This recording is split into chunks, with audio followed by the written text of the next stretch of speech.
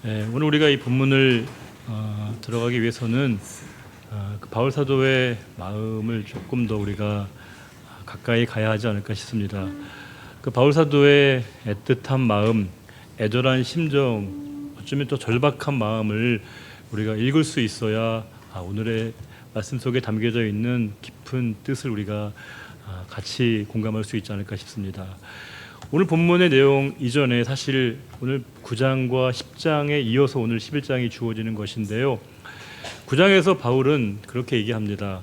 사실 유대인들의 입장에서는 구원에 대한 독점적인 이해를 갖고 있었거든요. 구원에 대한 배타적 이해입니다. 즉 우리들만이 하나님의 의로움을 얻을 수 있고 우리들만이 하나님의 구원을 받을 수 있다라고 유대인이 생각을 했던 것이죠. 그런데 바울은 그렇지 않다고 얘기합니다. 너희가 보고 있는 비유대인, 즉 이방인들도 하나님께서 너희들과 마찬가지로 그들도 구원의 백성으로 삼으셨다, 이렇게 얘기합니다. 우리가 9장 보시게 되면 하나님이 귀 있을 그릇과 천 있을 그릇, 이 그릇에 대한 비유가 나오는데 그 귀 있을 그릇은 하나님이 존귀하게 여기시는 이방인들을 지칭하는 겁니다. 즉 이방인들을 존귀하게 여기고 그들을 구원케 하는 것은 하나님의 재량이시고 그분의 주권이시다, 이런 표현입니다. 즉 이방인들도 구원을 받을 수 있다는 사실입니다. 그런데 이제 이방인들의 구원의 가능성에 대해서 바울이 역설했는데 또 다른 하나의 문제가 생겼습니다. 이게 10장인데요. 자, 그러면 비유대인, 즉 그 이방인들이 구원을 받을 수 있다는 그 가능성 열렸다는 거 동의하는데, 그러면 이제 유대인들은 어떤 겁니까? 유대인들은 여전히 뭐예요? 율법을 통해서 우리가 의로움을 얻을 수 있고 구원을 받을 수 있다고 생각했기 때문에 그 입장을 고수하고 있다면 유대인들은 영원히 하나님의 구원을 받을 수 없는 거거든요. 그러니까 유대인들은 역으로 구원을 못 받는 백성으로 치부될 수 있다라고 하는 우리가 논리적 귀결로 이어질 수 있다는 겁니다. 그리고 이 사실을 보다도 확증할 수 있는 게 뭘까요? 예수님을 십자가에 못 박은 게 누굽니까? 유대인들이거든요. 그러면 유대인들은 아예 구원을 못 받는 백성이구나, 하나님의 구원으로부터 배제되거나 제외되었다, 이렇게 생각할 수도 있다는 사실입니다. 그런데 이 사실에 대해서 바울은 그럴 수 없다, 이렇게 얘기합니다. 바울은 그 비유대인이었던 이방인이 차별받을 수 없고 또 유대인들은 역차별받지 않는다는 사실입니다.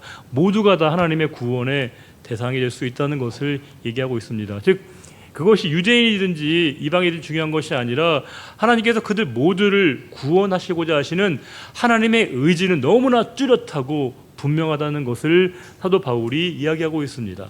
이것은 그들의 민족이나 종족이나 지역에 상관없이 모두를 향하신 하나님의 구원의 계획과 의지는 너무나 확고하고 절대적이라고 하는 것을 의미하는 사실입니다. 이걸 한마디로 얘기하면 구원에 대한 하나님의 의지는 절대적이다, 이렇게 얘기할 수 있습니다. 구원에 대한 하나님의 의지야말로 절대적이라고 하는 것입니다. 이것을 가로막을 수 있는 장벽은 아무것도 없습니다. 우리에게 이런 질문이 가능합니다. 그러면 목사님, 저 사람까지 하나님이 구원하시는 게 맞아요? 이런 질문이 생기거든요. 하나님, 저 사람마저도 하나님이 구원하실 수 있는 겁니까? 이런 질문이 듭니다. 그러니까 우리가 생각하는 저 사람은 어떤 사람이에요? 우리 별로 마음에 탐탁지 않은 사람일 수 있거든요. 우리가 보기에 충분히 칭찬받을 만하고 인정할 만한 사람이 하나님이 의롭게 여기시고 구원을 허락하신 건 우리가 충분히 동의할 수 있고 감사할 수 있는데, 도무지 저 사람도 하나님이 사랑하신다고, 저 사람마저도 하나님이 구원으로 인도하신다는 그 사실이 참 우리가 넘기 힘든 큰 이 허들이거든요. 근데 분명한 것은 하나님께서는 누구나 개의치 않으시고 하나님께서는 모든 사람을 구원코자 하시는 그분의 의지는 너무나 단호하고 절대적이라고 말씀하십니다. 우리는 상대방을 향한 우리의 관심과 우리의 의지는 매우 상대적입니다. 그런데 하나님의 의지는 언제나 절대적이라고 하는 겁니다. 우리가 놀라운 사실은 하나님의 구원의 의지가 절대적이셨기에 여러분 이곳에 앉을 수 있는 겁니다. 하나님의 구원의 의지가 절대적이셨기 때문에 제가 이곳에 있을 수 있는 겁니다.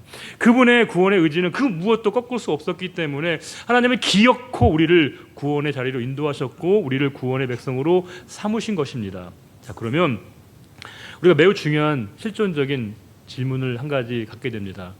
이런 질문 제가 많이 받거든요. 목사님, 우리 아버지 언제 구원받는가요? 우리 남편 언제 돌아올까요?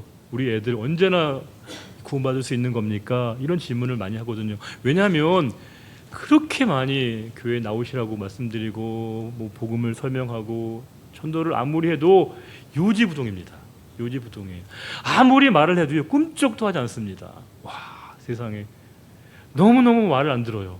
그러다 보니까 이분이 갑자기 병이 들어서 아프시고 들어 눕게 되시게 되면 더 우리가 안타까워지고 시간이 없다는 게 느껴지죠. 그래서 더 우리가 간절한 마음으로 기도하고 또 말씀을 전하고 복음을 전하고 빨리 주님을 영접하도록 외치는데 앞불사 그것을 영접을 받지 않으시고 돌아가시는 경우가 생긴다고 할 때 저와 여러분의 마음속에 어떤 마음이 들실까요? 괴롭죠. 너무 고통스럽습니다. 왜냐하면 분명히 살아생전에 그분이 구원을 받고 하나님 나라에 가셨어야 우리 마음이 한결 편하고 감사할 터인데 우리가 보기에 그분의 마음이 너무나 요지부동했던 그 모습만이 우리에게 잔상으로 남아있기 때문에 너무 괴로운 겁니다. 너무 힘든 겁니다. 그런데 한 가지 근본적인 질문을 한번 던져보겠습니다. 우리가 그렇게 복음을 전했던 그 상대방, 그것이 남편이든지 아내이든지 부모이든지 마찬가지입니다. 친구이든지 상관없습니다. 그분의 내면의 상태, 그분의 변화, 누가 판단할 수 있는 겁니까? 그분의 내면의 변화의 상태에 대해서 여러분과 제가 감히 그분이 영접했다 안 했다 우리가 선언할 수 있는 겁니까? 그 권한 누가 주신 겁니까? 아무도 모르는 겁니다. 저는 하나님의 구원의 의지의 절대성을 신뢰하는 사람입니다. 우리는 우리의 방식대로 상대방이 반응하지 않으면 의심하고요, 고민하게 됩니다. 물론 그럴 수 있죠. 그런데 하나님은 기어코 기필코 한 영혼 모든 영혼을 구원코자 하시는 그분의 의지는 단호하고요, 절대적이라고 하는 겁니다. 물론 이것이 오리게네스 표현처럼 만인 모든 사람이 다 구원받는다는 얘기라는 게 아닙니다. 하나님은 한 영혼이라도 기필코 구원해 내시고자 하시는 그분의 의지가 너무나 확고부동하다는 거예요. 그래서 때로는 우리 의식 있을 때이든지 아니면 때로는 우리가 무식 중에라든지 때로는 심각하면 코마 상태에 있을 때에도 하나님은 우리에게 우리가 알 수 없는 방법으로 그에게 다가가셔서 하나님 말씀을 심어주시고 구원의 길로 인도하신다고 저는 믿습니다. 우리는 우리의 기준과 우리의 잣대로 상대방을 판단하게 되는 경우가 되게 많아요. 우리의 눈앞에서 상대방이 반응 없음에 대해서 매우 실망하고 매우 절망하게 되는데 우리가 실망할 수 있는 자유, 절망할 수 있는 자유, 그것도 하나님께 속한 겁니다. 우리의 모든 존재에 대한 판단은 하나님께 있는 겁니다. 그것이 유대인이든지 이방인이 상관없이 하나님은 기필코 그들 모두를 하나님의 백성으로 삼으시고 구원코자 하시는 그분의 의지가 너무나 분명하다는 것을, 하나님의 구원의 의지만큼은 너무나 분명하다는 것을 바울이 얘기하고 있는 겁니다. 그러면서 바울이 그 마음에 굉장한 마음의 평안과 위로를 얻게 됩니다. 그것은 뭐냐면 바울이 강조하고 있는 믿음은 뭘 얘기하는 걸까요? 바울이 말하고 있는 믿음, 그 많이 강조하고 있는 믿음은 어떤 믿음을 얘기하고 있는 걸까요? 바울은 하나님께서 우리를 향하신 그분의 사랑이 변함없다는 것을 역설하고 있는 겁니다. 보통 우리가 그 누가복음 9장 23절 보시게 되면 주님을 따르려면 하나의 조건이 있습니다. 과정이 있습니다. 뭐예요? 너희가 나를 따르려거든 자기를 부인하고 자기 십자가를 지고 나를 따르라, 이렇게 말씀해 주고 있거든요. 그럼 자기 부인이 뭐예요? 뭐가 자기를 부인하는 걸까요? 우리는 자기 부인이라고 하는 그 말 속에 담겨져 있는 그 어감이 다소 부정적이기 때문에 마치 자기 부인을 자기를 부정적으로 보는 것, 자기를 회의적으로 보는 것이라고 이해하는 경향이 있는 것 같습니다. 그럴까요?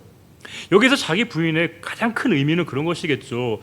내가 나를 설명하려고 했었던 모든 두터운 그 옷을 이제는 벗으라는 겁니다.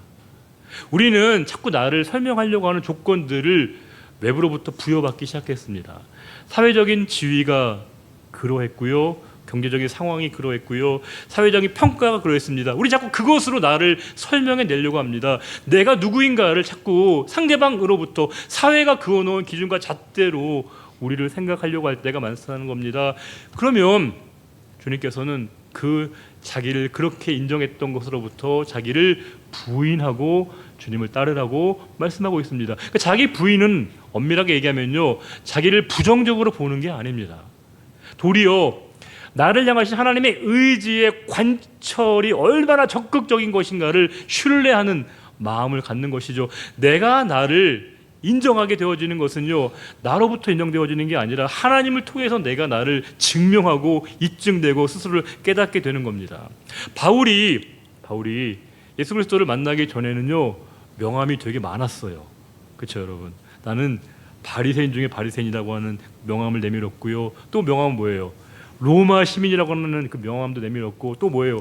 가말리엘, 나는 서울대 출신이다. 그런 명함 가지고 살았거든요. 그걸로 평생 자기를 입증하려고 했고, 그걸로 자기가 이렇게 남에게 자기를 이렇게 보이려고 했다는 거예요. 그런데 주님 만나고 난 다음에 뭐예요? 그 모든 것을 폐설물로 여기고 있습니다. 나의 나된 거 뭐예요? 하나님의 은혜라고 얘기한다는 거예요. 즉 바울은 이제 자기 자신을 새롭게 발견하게 되고 새롭게 인식하게 된 겁니다. 즉 자기를 설명했던 모든 것을 부인하고 하나님 안에서 자기를 보게 된 겁니다. 그 하나님 안에서 자기를 보다 보니까 뭘 알게 됐냐면요, 하나님이 나를 사랑하신다는 그 사랑이 너무나 분명하다는 거예요. 하나님의 사랑은 불변하다는 것을 알게 된 겁니다. 우리가 예수 그리스도의 십자가를 생각하면 십자가는 뭘 얘기하는 거예요? 예수님의 희생, 고난, 순환, 아픔, 물론 중요하죠. 그러나 십자가의 본질은 예수님의 희생과 고난에만 있지 않습니다. 예수님의 십자가는 뭘 얘기하는 걸까요? 하나님의 사랑이에요. 하나님 우리를 얼마나 사랑하시는가를 알게 된 겁니다. 그러니까 바울이 뭘 깨닫냐면요, 그 하나님의 사랑에서 나를 끊을 수 없다고 얘기하는 겁니다. 그 어떤 것도, 그 어떤 시련도 고난도 하나님의 사랑으로부터 나를 끊어낼 수 없다라고 그가 생각하게 된 거예요. 예전에는 우리가 어려움을 만나고 시련 만나면요, 자꾸 의심이 들었어요. 내가 정말 하나님의 사랑을 받고 있는 게 맞나? 하나님이 나를 늘 돌보신다는 그 사실을 내가 믿을 수 있나? 시련과 역경과 상황이 나를 자꾸 흔들었는데 말씀을 통해 보다 보니까 십자가의 사랑은 분명하거든요. 내가 너희를 이렇게 사랑해, 변함없이 사랑해. 그 하나님의 사랑의 일관성을 그가 받아들이면서 그의 마음속에 그 내적 확신을 갖기 시작한 겁니다. 그러니까 자기 부인은 엄밀하게 의미해서 자기 긍정을 넘어서서 자기의 확신입니다. 그 확신은 스스로를 확신하는 게 아니라 하나님의 사랑으로 증명된 내 존재에 대한 인식을 그가 받아들이게 되면서 하나님의 그 사랑에 대한 그 분명한 믿음을 그가 갖게 된 겁니다. 아, 그렇구나. 내 삶이 어떠하든지, 내 삶이 어떠한 상황에 처해 있든지 나를 향하신 그 하나님의 사랑은 너무나 분명하다는 것을 그 바울이 알게 된 겁니다. 그러면서 바울이 어떤 얘기를 하냐면 한 사람의 예를 듭니다. 엘리야 선지자의 사례를 드는 거예요. 엘리야는 어느 왕 때 주로 활동했던 선지자인가요? 그렇죠. 북이스라엘 아합 왕, 북이스라엘의 7번째 왕이거든요. 이 아합에게는 늘 부창부수 같은 아내가 있습니다. 누구예요? 그 아합과 이세벨. 이 아합과 이세벨은 정말 그렇게 죽이 맞는 부부가 있을 수 있을까 싶은 그런 부부이거든요. 근데 이 아합 시대에는요, 바알 종교가 가장 극성을 부리게 되었습니다. 바알 종교의 대표적인 신봉자가 바로 이 아합과 이세벨이었거든요. 자, 그런데 이스라엘 역사에서 바알을 숭배했던 것은 특정한 시대만 그러지 않았습니다. 이스라엘 역사 내내 이스라엘 백성들이 이 바알 신을 섬기는 그 마음을 내려놓지 못했습니다. 포기하지 못했습니다. 근본적인 이유가 뭘까요? 하나님이 야, 바알 신을 섬기지 마, 이제는 하나님만 바라봐, 이렇게 끊임없이 얘기하셨음에도 불구하고 이 바알 신을 섬기는 그들의 마음을 근절하거나 뿌리를 뽑을 수 없었습니다. 이유가 뭐 때문에 그럴까요? 바알은 그냥 신명, 우상의 이름이 아니었습니다. 바알은 자기 내면의 나를 대표하는 겁니다. 나의 욕망을 그대로 대변하고 있는 겁니다. 우리 인간은 다 자기 확장, 자기 팽창의 욕구와 욕망을 가지고 있는데 그것을 실현해 줄 수 있는 욕망의 화신, 욕망의 메시아가 바로 이 바알이었다라고 하는 거예요. 근데 문제는 이 바알이 그 바알 신상을 제거한다고 바알이 없어지지 않습니다. 바알 신상을 없앨 수 있을지 모르겠으나 바알을 향한 우리의 마음은 언제나 우리 영혼 안에 깊이 잠식되어 있다라고 하는 겁니다. 하나님 뭐라고 말씀하시냐면 하나님과 재물을 동시에 섬길 수 없다고 말씀하시는데 우리는 가능하다고 얘기하는 거예요. 우리 신앙은 언제나 도와 만의 싸움인 거 아시죠? 우리 신앙은 결국에는 이 도와 만의 갈등과 긴장 가운데 있는 겁니다. 뭘까요? 하나님은 여호와 만 섬기라, 하나님만 섬기라 이렇게 말씀하시는데 우리는 뭐예요? 여호와 도 섬기고 하나님도 섬길 수 있다라고 우리가 얘기한다는 거예요. 이스라엘 백성들이 오해하지 마세요. 하나님 버리고 바알만 숭배했던 게 아닙니다. 그들은요 하나님도 섬기고 바알도 섬겼다는 거예요. 그런데 하나님은 두 가지를 병행하는 거 불가능해 라고 하는 겁니다. 신앙은 노선을 하나로 정하는 겁니다. 길을 하나의 길만 걷는 겁니다. 우리는 마치 하나님도 섬기고 물질도 동시에 섬기는 것이 가능하다고 하는데 하나님은 그게요 불가하다는 거예요. 내가 명예도 취하면서 명예욕을 궁극적으로 추구하면서 하나님을 동시에 섬기는 거 불가하다는 거예요. 내가 내 자존심을 지키면서 하나님을 동시에 섬기는 것 불가하다는 겁니다. 그 하나님께서는 그 이스라엘 백성들에게 하나님만 섬기고 여호와만 섬길 것을 얘기하고 있습니다. 그런데 문제는 그 아합의 시대에 모두를 다 죽였습니다. 그때 이제 엘리야가 그렇게 외칩니다. 하나님 저만 남았어요. 저만 딱 하나 저만 남았습니다. 근데요 저도 막 죽이려고 해요. 이렇게 그가 탄식하거든요. 그때 하나님 뭐라고 말씀하시냐면요 아직 바알에게 무릎 꿇지 않은 사람 몇 명이에요? 7,000명이 있다는 겁니다. 그 사실이 엘리야에게 얼마나 큰 위로가 되었을까요? 왜냐하면 나만 혼자 있는 줄 알았더니 하나님이 여전히 남겨두신 7,000명이 남아 있었다라고 하는 겁니다. 자 그러면 생각해 보세요. 이 7,000명 바알에게 무릎 꿇지 않은 타협하지 않은 7,000명 그 엄혹한 시대 믿음 어떻게 지킨 겁니까? 오늘 말씀 보시게 되면 내가 나를 위하여라고 되어 있습니다. 즉 그들은 그 엄혹한 현실에서 내가 믿음을 지킨 줄로 알았으나 그렇지 않다는 거예요. 그들이 바알에게 무릎 꿇지 않았던 이유는 하나님이 그들을 지키시고 그들에게 믿음을 허락하셨기 때문에 가능하다는 겁니다. 우리는 가끔 그런 얘기 많이 해요. 하나님 제가 진짜 힘든 시간에요 어려운 때 제가 스스로 믿음 잘 지켰어요. 하나님 제가 엄청 힘든 시간이었지만 제가 하나님 붙들고 그 어려운 시기를 지났습니다. 이렇게 우리가 얘기하거든요. 간증합니다. 그런데 하나님 뭐라고 말씀하셔요? 우리가 하나님을 붙든 시간이 아니라 하나님이 우리를 붙드셨다고 말씀하고 계십니다. 내가 그분 앞에서 내 믿음을 지킨 게 아니라 그 믿음 하나님이 우리에게 믿음을 지켜주셨기 때문에 이 믿음이 가능하다고 얘기하는 거예요. 하나님이 우리를 붙들어 주셨고 하나님이 우리를 지탱해 주셨기 때문에 그 힘들고 죽을 것만 같았던 그 시간들 지나올 수 있었다라고 얘기하는 겁니다. 지금 하나님께서 엘리야에게 바알에게 무릎 꿇지 않은 그 7,000명 아직도 남아있는 사람들이 있다. 여전히 믿음을 지키고 있는 사람들이 있다. 이렇게 얘기하십니다. 그러면서 그들이 그 남은 자로서 믿음을 지킬 수 있었던 그 이유가 뭐냐? 5절에 은혜로 택하심을 받았다라고 되어 있습니다. 즉 하나님의 택함을 받은 유일한 기준과 조건이 뭘까요? 은혜라고 얘기합니다. 우리 성도의 삶을 유일하게 규정할 수 있는 단어는 은혜 외에는 없는 것이죠. 우리는 은혜로만 설명 가능한 인생입니다. 은혜는 뭘까요? 그 일, 그 선한 일, 그 좋은 일, 그 의로운 일이 이루어질 수 있는 근거가 내 안에 내적으로 외적으로 아무런 근거가 나에게는 없다는 것을 의미하게 됩니다. 그 상황이 이루어지게 된 그 이유가 나에게는 어떤 이유도 없다는 걸 의미하게 됩니다. 하나님이 우리에게 은혜로 지켜주셨기 때문에 우리의 삶이 지금의 모습이 가능하다는 것을 바울이 얘기하고 있습니다. 그러면서 5절과 7절 보시게 되면 5절에도 남은 자가 있고요 7절에도 남은 자가 있습니다. 그렇죠 여러분. 5절 한번 볼까요? 그런데 이와 같이 지금도 은혜로 택하심을 따라 남은 자가 있느니라. 남은 자가 있고요 7절에도 그런즉 어떠하냐 이스라엘이 구하는 그것을 얻지 못하고 오직 택하심을 입은 자가 얻었고 그 남은 자들은 우둔하여졌다. 즉 5절에도 남은 자가 있고 7절도 남은 자가 있는데 그 남은 자가 많이 다르잖아요. 많이 다릅니다. 근데 그 원문도 달라요. 원문을 보시게 되면요, 5절에 그 남은 자는 레임마이고요, 7절에 남은 자는 로이포이라고 되어 있습니다. 즉 5절에 남은 자는 하나님의 택함을 받은 사람들인 거예요. 구원의 백성인 것이고 7절에 남은 자는 그 반대편에 있는 사람들, 하나님의 구원의 은혜를 잊지 못한 사람들을 얘기하는 겁니다. 자, 그러면 누가 하나님의 택함을 받고 누가 하나님의 택함 받지 못한 것인가를 알 수 있는 기준이 뭘까?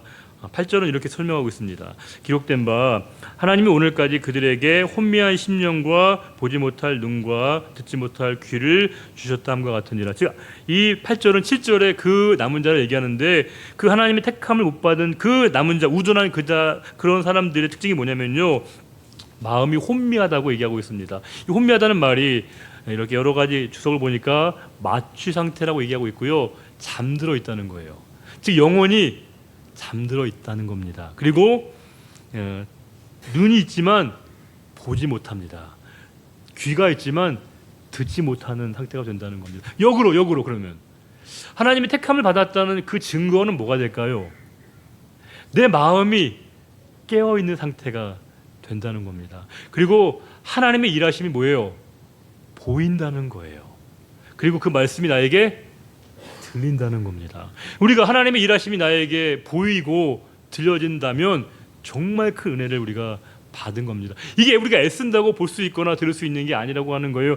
하나님이 우리의 마음을 그렇게 조성하셨고 우리의 눈을 열어주셨고 귀를 열어주셨을 때 우리가 하나님의 일들을 볼 수 있고 들을 수 있고 우리 마음속에 하나님의 마음을 뿜을 수 있다고 하는 겁니다. 그래서 우리가 하나님이 우리에게 은혜를 부어주셔야만이 볼 수 있는 것이고요, 하나님이 우리에게 은혜를 허락하셔야만이 들을 수 있는 것이고, 하나님이 우리에게 마음을 허락하셔야만이 우리가 하나님의 마음으로 그 말씀을 우리 영혼에 새길 수 있다는 것을 얘기하고 있습니다. 그러면서 이 말씀을 쭉 정리해 보게 되면, 즉 유대인과 이방인, 구원받는 백성과 구원받지 못한 백성들의 이 순서 차이를 얘기할 때 바울은 그 차이를, 그 순서를 우리가 정할 수 없다는 겁니다.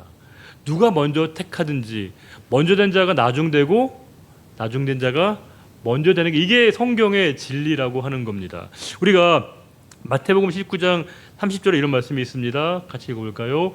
그러나 먼저 된 자로서 나중되고 나중된 자로서 먼저 될 자가 많으니라. 이게 비슷한 말씀이 20장 16절도 있습니다.